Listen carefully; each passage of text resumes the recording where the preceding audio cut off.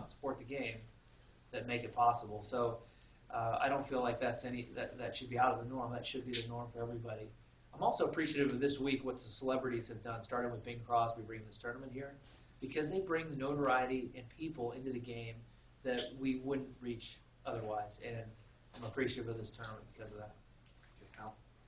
When was the last time you felt this confident with the putter?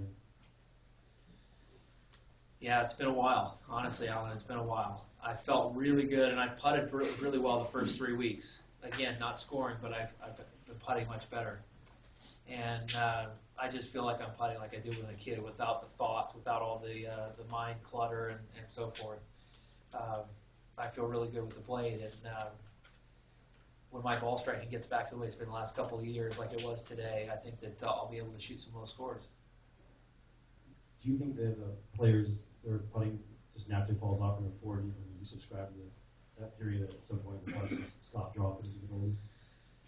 I think that it's difficult when you know the importance of putting to putt freely as you get older, because you sometimes, or I sometimes, overthink it. But I've been able to kind of address that and get back to putting without much mechanical thought, and it's made a big difference. Art? Yeah, Phil, as you know, the rule of thumb here is sort of you pick up your shots in the first 7 holes and then hope you do well. I noticed your final comments yesterday. You said, if I can get off this roaring start, I can really put pressure on the guys behind me. You didn't use the word pressure, but make them think a little bit. I mean, you did exactly that. In 2001, Davis, I think it was 01, Davis Love shot 64 on me, and I was a few groups behind him. It was really tough to make birdies when you knew you had to make birdies because guys in front were lighting it up. So I know how it feels. And I knew that if I, in the group in front, were able to make some birdies, it would be difficult to respond. That it's tough to go out and shoot 68 on a Pebble Beach in some wind and some thick, heavy air when you have to make birdies. And so I tried to do what was done to me 10, 11 years ago. Okay. Are you working with a new sports psychologist, and did she help you today? Maybe, and yes. It's an area I don't like to talk about too much, but I've had to address it for some of my focus issues. Okay. Brian? Phil, you talked about the difficulty of bringing it from practice to the course in terms of when you're playing well, but maybe not scoring as well. What is the hardest part of doing that, or what was the hardest part of doing it for you in terms of getting to this point to be able to win?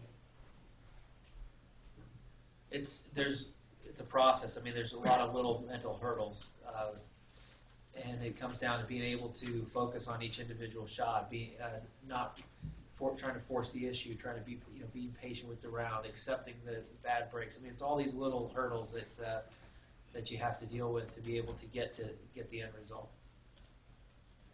Jim? So your second shot at 13, can you talk about that one? Oh, yeah.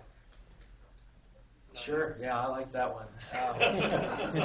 That back pin is a tough pin to get to, but with the greens being a little bit firmer than they have been in the past, I was able to scoot a shot in there. Now, there was only 100. The shot was only 140 yards, which would be, I could probably get a full wedge there, which would back up 50 feet. I could probably take a little bit off of the 9 and get it to stay somewhat close to the hole, but I took an 8 iron and just hit kind of a chip 8. I kind of call it a chip 8 iron, where I'm taking 30 yards off of its flight, and I'm trying to bring it in so low without spin that it releases back. And I was able to execute it exactly how I was hoping I would, and it ended up 2 feet. Did you hear the roar right before you hit that? When Charlie Wee had made a birdie right before you hit, did you know that? I did hear the roar. I didn't know who had done what, though, but I did hear the roar, yeah. I know you shot 64 today, but would you be sitting here right now without that tee shot on number 4 at Spyglass on Thursday? That's always a big decision for us, as you know. The guys that a lot of the riders that do this for a full time. I saw you out there on that tee box, by the way.